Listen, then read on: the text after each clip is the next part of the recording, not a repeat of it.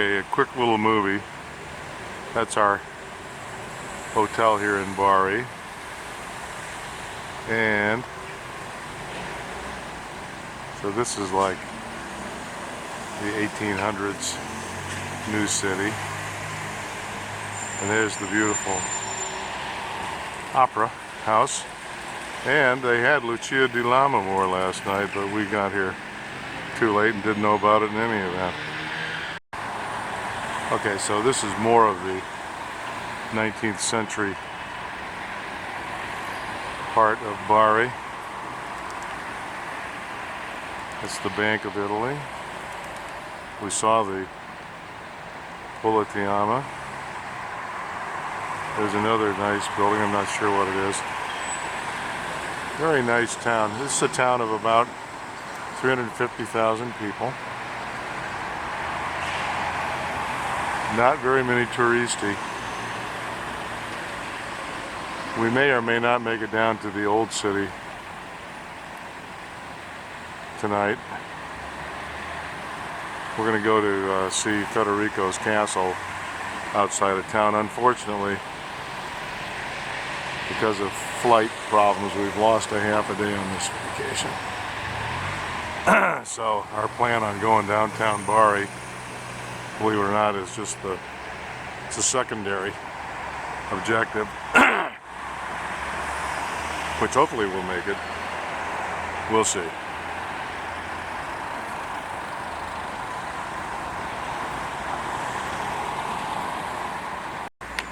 Okay, so now this is the bunch of fishing boats over here. You hear that chopping sound? That's some guys cutting up. Looks like they're cutting up octopuses or something.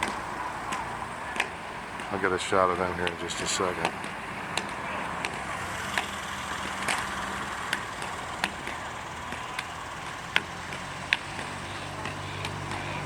There they are.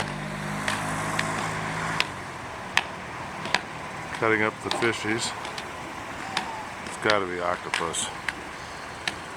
I'm going to go over there and take a look. Okay, so this is the main attraction of Bari, the Cathedral of St. Nicholas, built starting in 1087, the first Norman cathedral in Apulia, or Puglia, as it's now called. Interestingly, this thing houses the remains of St. Nicholas that were stolen from somewhere within the Byzantine Empire. But this is a big-time Russian site, and in fact, over here, oh, you can see down to the sea is down there. And then over here is a statue that was dedicated by the Russians in 2003. And there's a nice little plaque here commemorating a visit by our good friend Vladimir Putin. You can see the signature here. Vladimir Putin. And it's in Russian and Italian. So we'll look at the Italian since I can't read Russian. And we can read this at our leisure.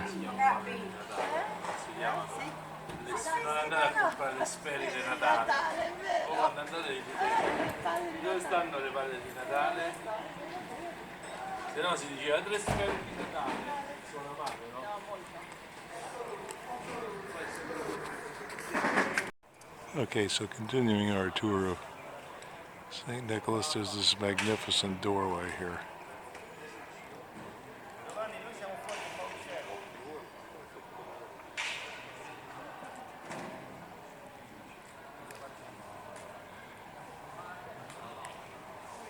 With some very cool lions.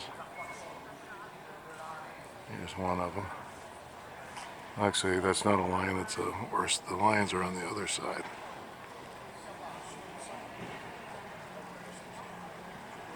And there's some, almost looks like Greek script, but I can't quite tell.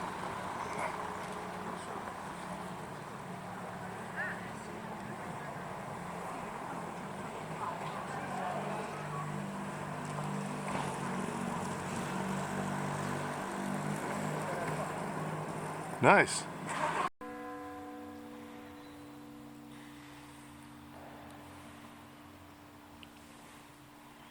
St. Nicholas.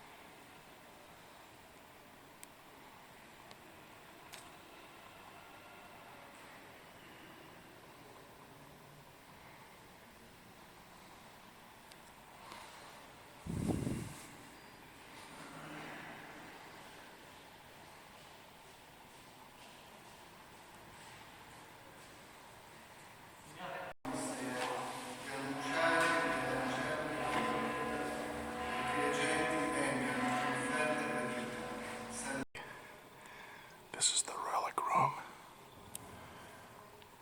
All these sacred relics. True cross.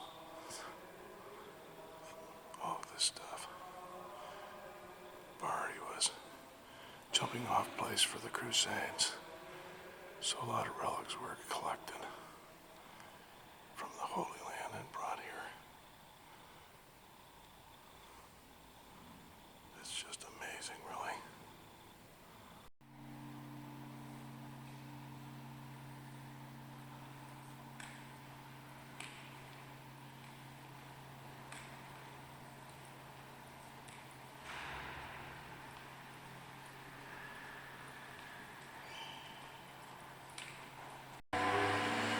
Okay, so Jan's in there at Mass, down in the crypt.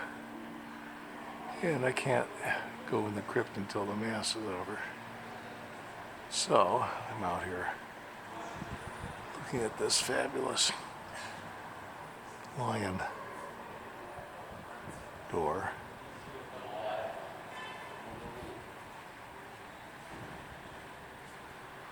Kitty, meow. Okay, so now we're on the northeast part of town, headed out of town. There's the lighthouse. And there's a big port over there, complete with cruise ships, but more importantly, a lot of cargo ships, breakwaters. There's a seawall over there. This wonderful smell of the ocean and fish in the air.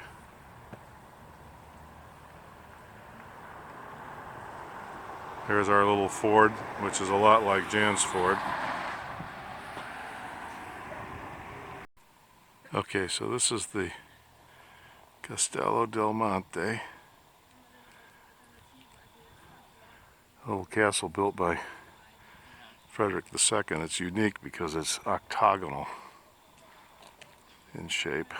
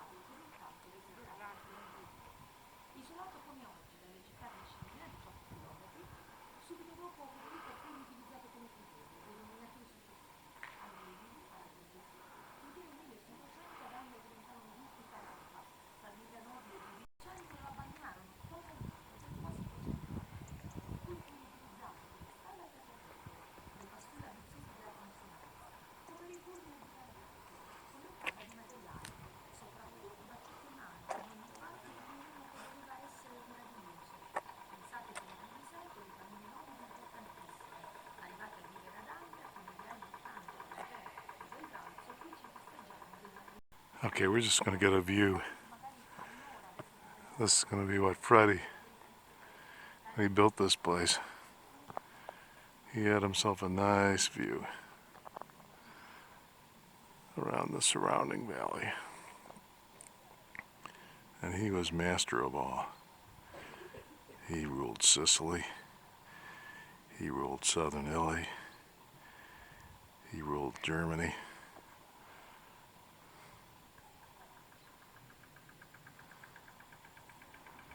But his favorite place was right here. And he built himself a nice castle, which we're going to go check out. I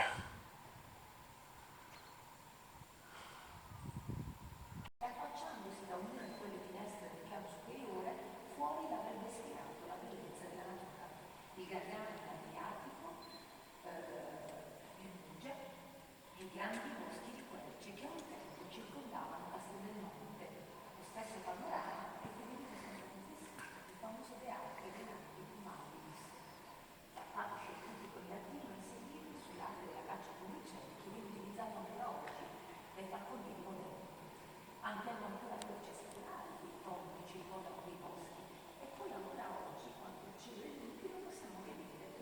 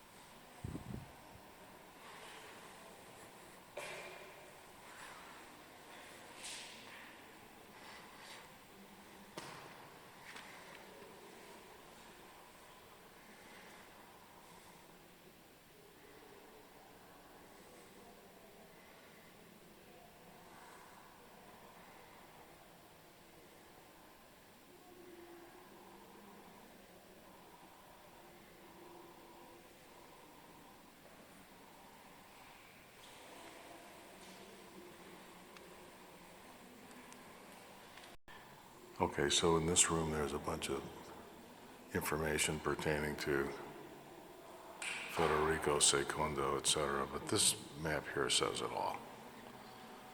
For those of you who don't know about the history of Fred, on the white area there is the Kingdom of Sicily, which was Sicily and the Deep South. And then the green is the Holy Roman Empire. And in between them are the Papal States. Fred's problem was he was trying to rule Germany and southern Italy at the same time. Not an easy task. And in fact, in the end, he got real close to accomplishing it, but he couldn't get her done in the end. Bad if you'd missed out on this place? Would you have felt bad had you missed out on this place?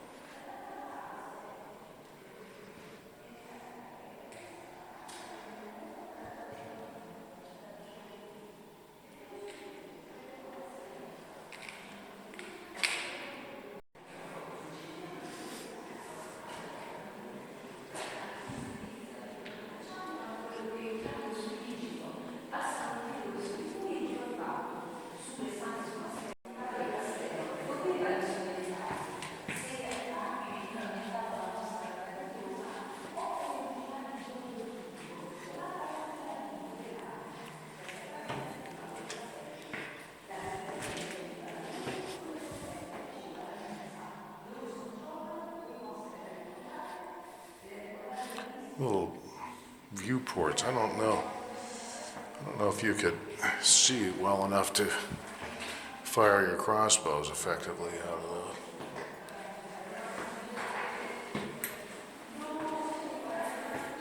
Are there a lot of stairs? Uh-huh. Huh? Yes. Okay. I think I'll pass.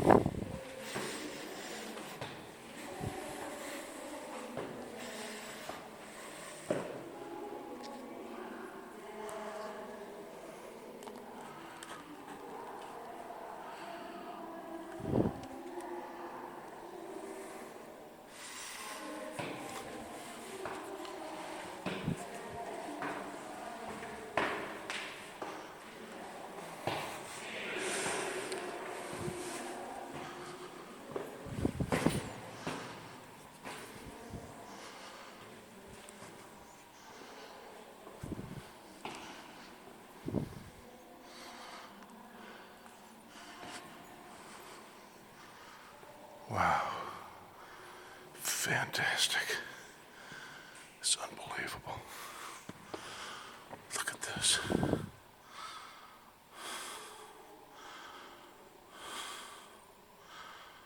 Okay, so this is the first floor but here's the view from the top of the castle. Cool, huh?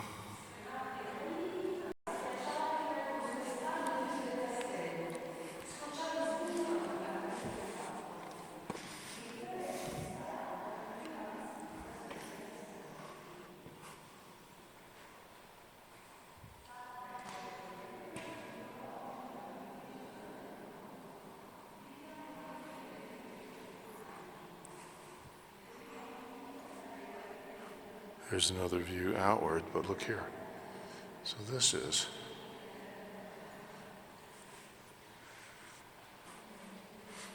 the courtyard. Is this cool or what?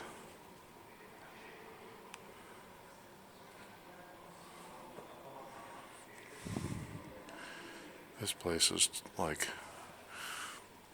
beyond unique.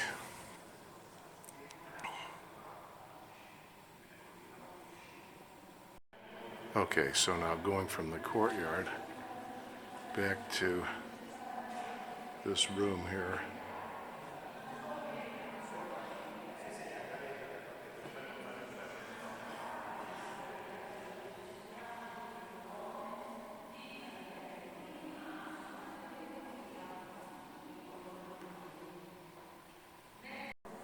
Okay, so going back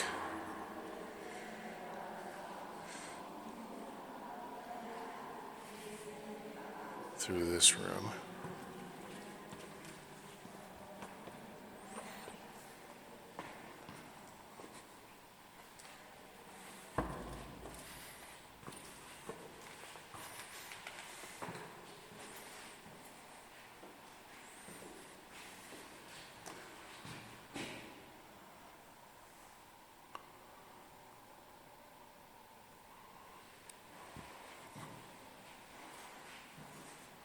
So I think these things are basically for light, not for defense.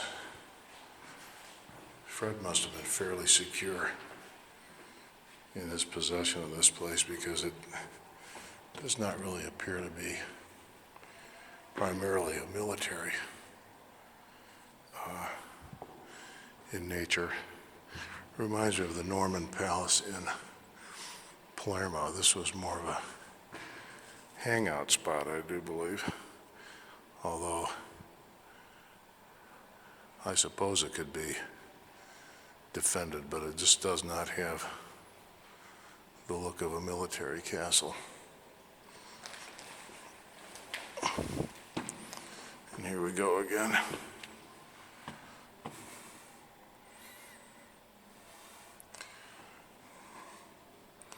However, I seem to recall reading somewhere,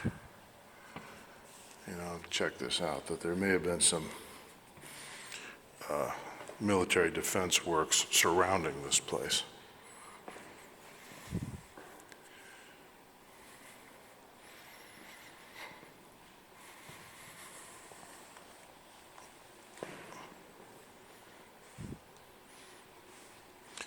It's interesting,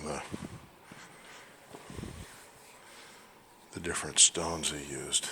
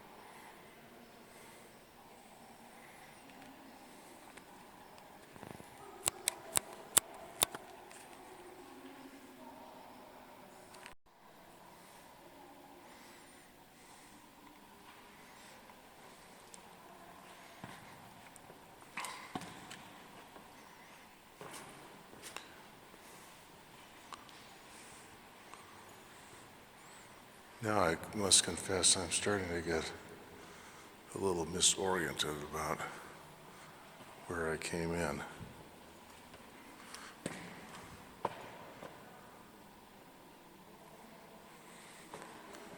They have these little artwork things around here. Not sure what that's all about. Oh, look at this. This was a fireplace. Isn't that interesting? And this is really interesting too. Look at the color of this marble here. Isn't that interesting? I wonder if it just started out a different color and was changed over time by smoke or atmospheric conditions or something like that.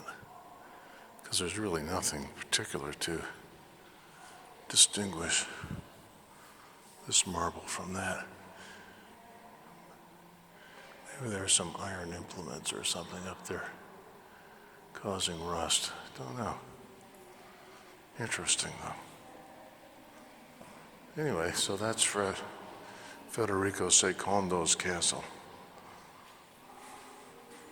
A truly unique place. Okay, so here's another fireplace. Now, mind you, this castle, I gotta get more information on it, but this castle was allowed to turn into a near ruin. And obviously the fireplace all fell out. There was marble cladding, I'm sure, up here. I mean, if you take a look, for example, here, this is marble, marble. And then over here, this is a modern stone. So just imagine this all in marble and not in the common stone we're seeing. Here on the base of this, again, you can see marble all the way down. So this place must have just been allowed to really go to hell in the centuries after Frederick. It's a miracle that the Italians fixed it up the way they did.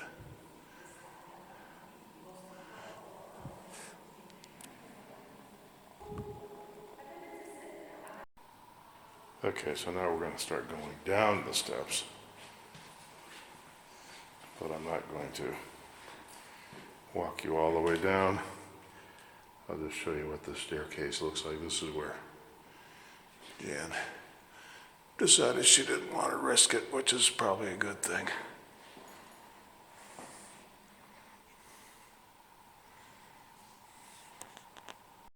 Okay, so coming around the back side of the castle, I suddenly had this epiphany, because when you look around here, this view, more so perhaps than from the other direction, reminds me of looking down from the Hohenstaufen Castle in Swabia, Sveven, and you can see where my boy got the idea. Now, when we get down on the plain, I'm going to take some pictures of some of these famous rock huts, but if you look down here, there's just a whole bunch of them.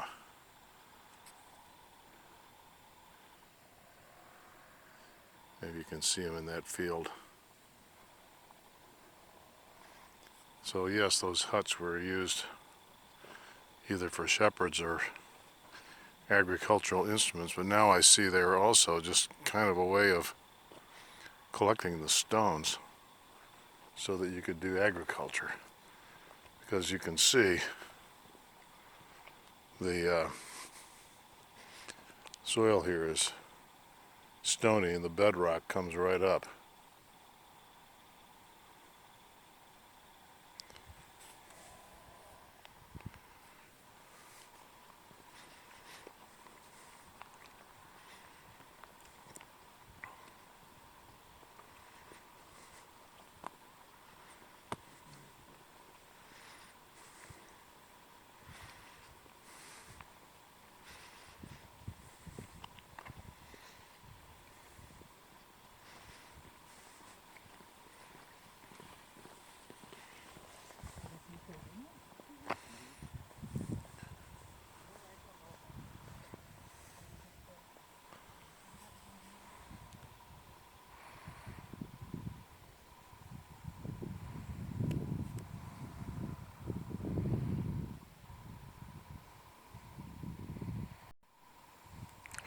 Here they're doing some work on the place. And you can see up there where over time stones have fallen out. I would love to see a picture of this place before it was reconstructed. Or fixed, I should say. Because you can see you got some old stones and you got some new stones.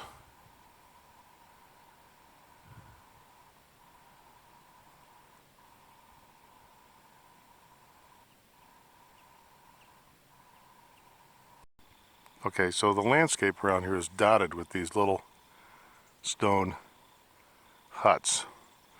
These things are called trulio, and they're all over the place. And when we were up at the Castel del Monte, I pointed out a field with lots of these. This may be it, because look, they're everywhere. I can see 1, 2, 3, 4, 5, 6, 7, 8, 9, 10, 11, 12, 13, 14, 15 of these things just within view here. But I'm going to get up close and personal with one.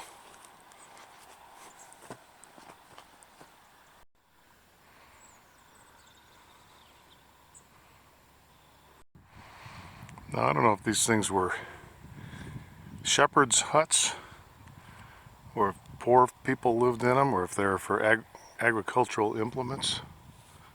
Not sure, but they're all over the place. There's two right over there.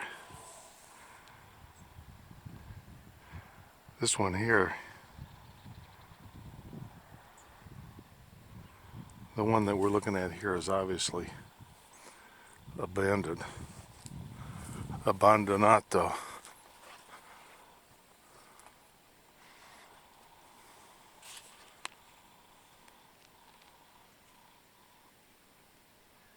And you can just see inside. You know, it almost looks like there was a fireplace in there, but I can't tell. I'm gonna find out more about these. Interesting. Now, as long as I'm here, I'll just show a little bit of an olive grove. This one is obviously in the process of being reconstructed, because these things have been cut way back.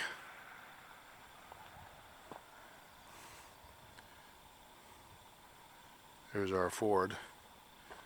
And then over there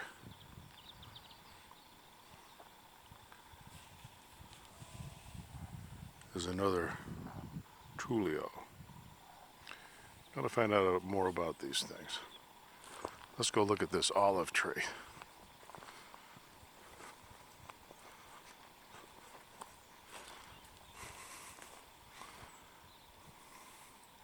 It's winter time. There's no fruit on this one, although there's some fruit on some of these little trees. Over here. Some fruit on that one. And I'm going to grab a couple of these and we're just going to eat them up. See if they're any good.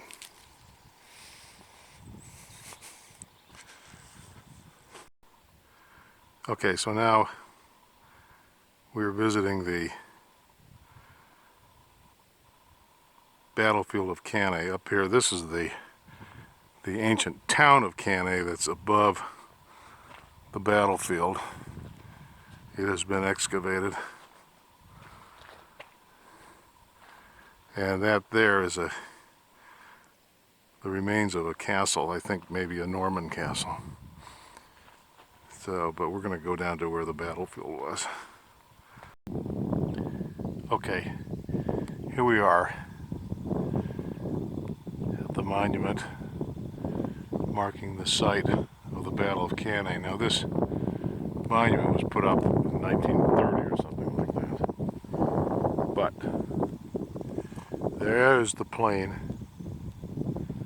where the Battle of Cannae took place. There's going to be a lot of wind noise, unfortunately.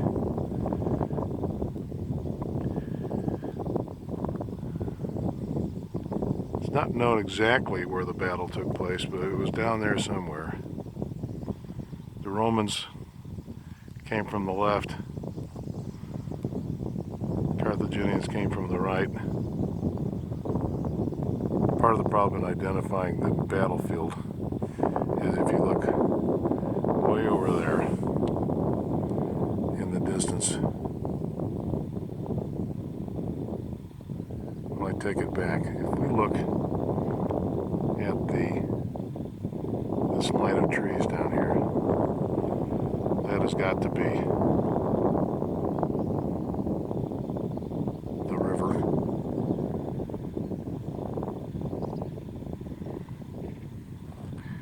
But it's thought that the river they were looking at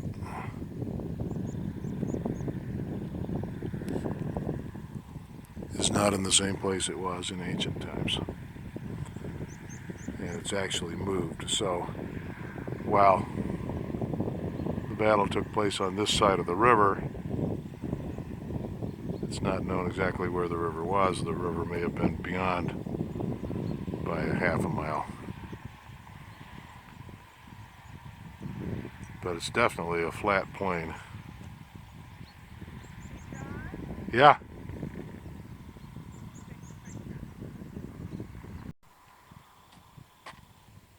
Keep walking.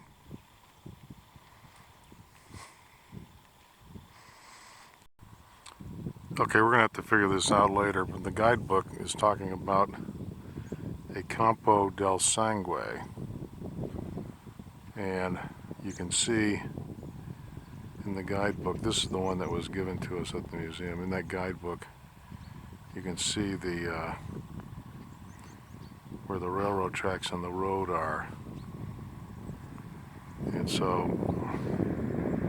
and then they identify this place called the Campo del Sangue. And I'm just going to have to figure this out when I get back to Illinois. According to this book I have, they don't know where the battle took place. But I don't think the map in the book is accurate.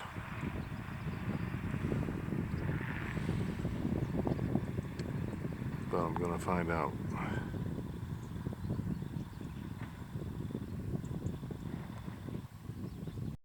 Basically, that book they gave us is putting the Campo del Sangue right there, which means the field of blood, by the way. So we'll check this out. And right now, the battery is running down. I may not have any pictures left. Ha! Real quick. Here's the map, and actually this one I think is correct. See where it says higher ground? That's where we're standing. And basically, that's where it happened. That's a plausible guess. It was the other map was inaccurate. It was accurate, except it showed the wrong location for the river. Hey, the guy had a problem with the river location. Now that I got that all straightened out, now I can see what happened here.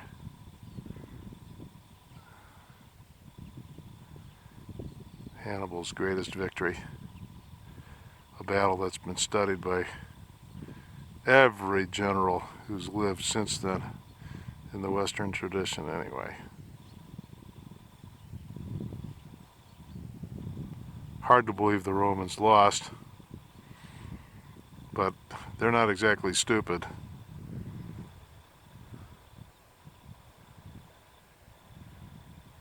So there were good reasons that they lost. They thought where they thought they had strength, they didn't.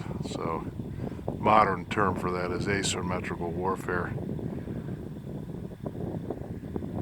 Hannibal used his, like a judo master, he used his weakness to his advantage. Or I should say, the Romans were overstrong in certain things. And because they were overstrong in certain things, they ignored their weakness in others. And Hannibal saw through it and smashed their army. However, the cavalry commander of Hannibal said, "Hannibal, are we going to march on Rome? No, we're not. I think we should. No, we're not. Hannibal, the gods have not given you every gift. You know how to win a battle. You don't know how to make use of it." And look at this glorious sun. It's coming out and illuminating the battlefield of Cannae.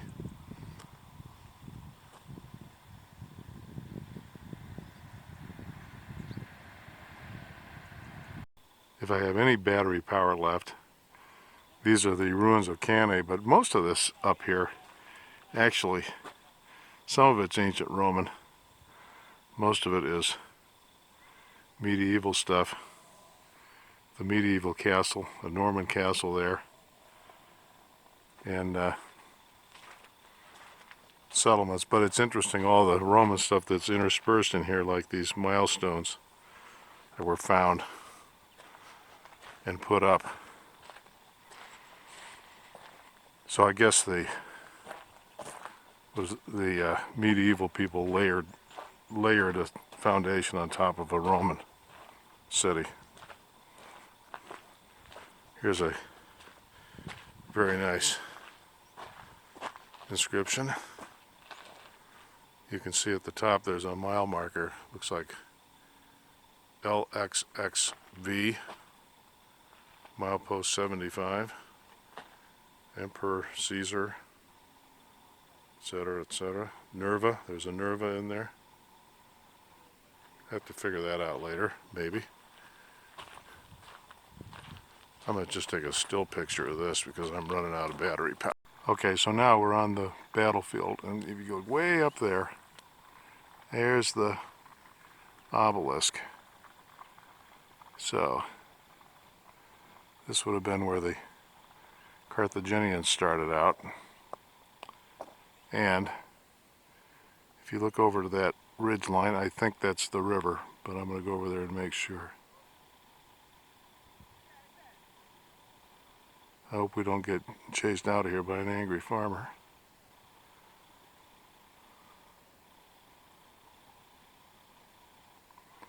So this is where the slaughter took place. Probably over in front of us a little ways.